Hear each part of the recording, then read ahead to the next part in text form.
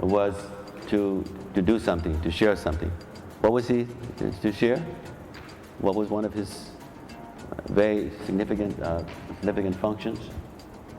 Anyone recalls? Anyone at pastime? Well, he would often read the Bhagavatam, sure you remember, to Lord Chaitanya. And Lord Chaitanya requested that he would stay on the planet longer, although Gadadhar, really from a physical point of view, horrible because he was total in separation. He was Radharani in total separation of Krishna. So when Srinivas did finally come to meet him, to learn from him, he was shocked to see how wretched that Gadadhar looked. Because basically he wasn't sleeping, he wasn't eating hardly, he wasn't taking care of himself. He was just totally absorbed in such high states of prema. And Vipalamba, and separation. So when Srinivas came to meet with him to hear more about these wonderful pastimes, and Gadadhar was to read Bhagavatam to him. So as Gadadhar was trying to read, that he was so overwhelmed. Now, these great souls, when they're ending up their pastimes, they are here but not here. And so he was just so absorbed in such a way that he just couldn't read. He would just choke up. Because as he was reflect on any of these pastimes, his consciousness would just be fully absorbed in such and connecting outside of this realm. It was impossible for him to be able to read. He was just crying. So he gave the book Bhagavatam to Srinivas to read. But Srinivas opened Bhagavatam and he couldn't read because he couldn't see the words. As when Gadadhar would read to Lord Chaitanya would be just crying. As he was crying, the tears just shooting from his eyes. And they would, in those days people were writing books by hand. It's amazing now. We have so much technology. So many things about technology has a downside because technology is not necessarily neutral. But then some aspects of technology we can use to help with the preaching in the most amazing ways. So just think how difficult it was, how time consuming and tedious when the acharyas and Goswamis would write the books by hand. And now we are able to print so many books. There's millions and millions of books of Srila Prabhupada that gave us, have gone all around the world. Really hundreds of millions of now. And to think that if every project we had to write by hand, how difficult it would be. So the book was crowded with Lord Chaitanya's own tears. It was shooting from his eyes when Gadadhar was reading. So Gadadhar couldn't read, and his own tears did not even allow him to see that he couldn't read anyway. Because even if he was able to see, the writing was all smudged. And then when Srinivas was going to read, he saw that it was impossible. So then Gadadhar sent Srinivas to go and to get another copy so that they could be able to discuss and read the Bhagavatam. See how devotees had such relish for hearing and sharing the ideas, discussing the ideas of Bhagavatam. Even though they were fully alive in terms of living the Bhagavatam.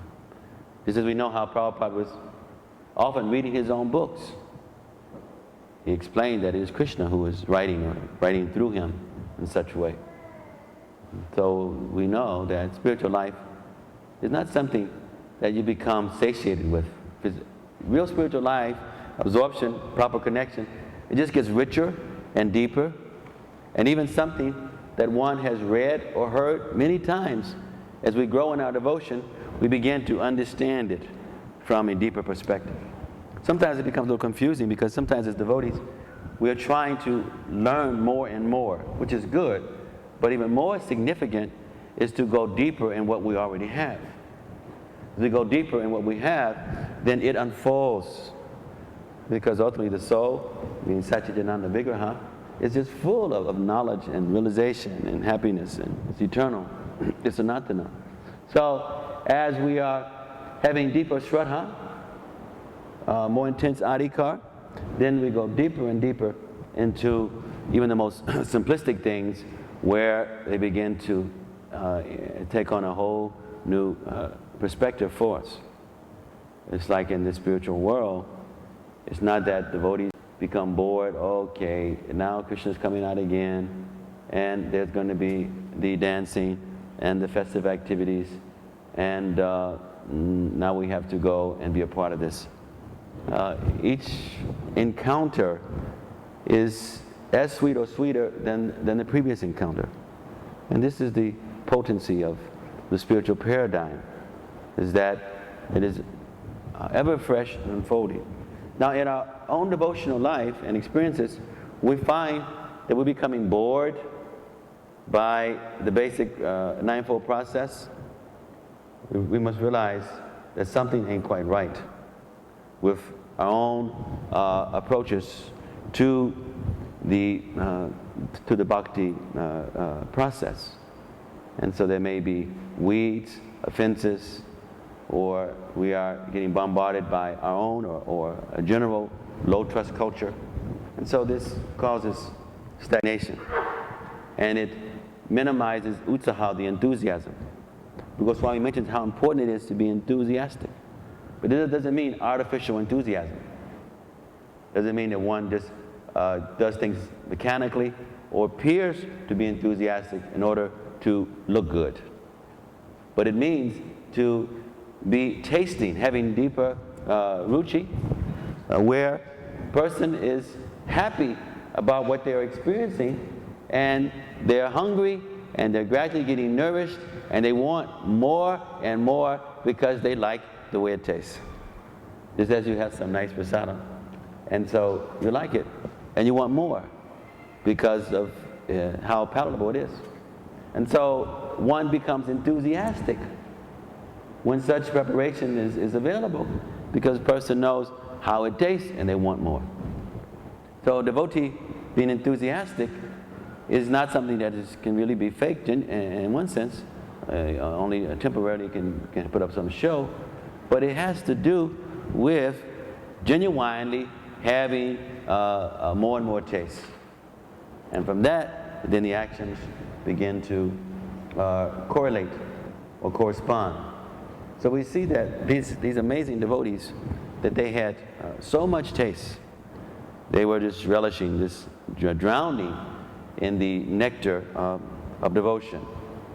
They are not stingy, they're not salvationists, but they are full of compassion and so eager to share, so eager to engulf the whole world if possible. But at the same time, it is not a matter of force. Krishna consciousness is never to be an imposition on the others. It should be eagerly lived and offered, just as when Krishna appears in his many, many incarnations, when his great servants, Nityasiddhas, appear, they make everything available. But most souls do not fully respond. But still, they come again and again. And this must be the mood of the representatives of Krishna, that they make available. And then people make their choices. And whatever choices they make, then their consequences are aligned with those choices. One of the most beautiful aspects of bhakti is that even though it is a culture, it is collective. It is done in sambandha, in relationship.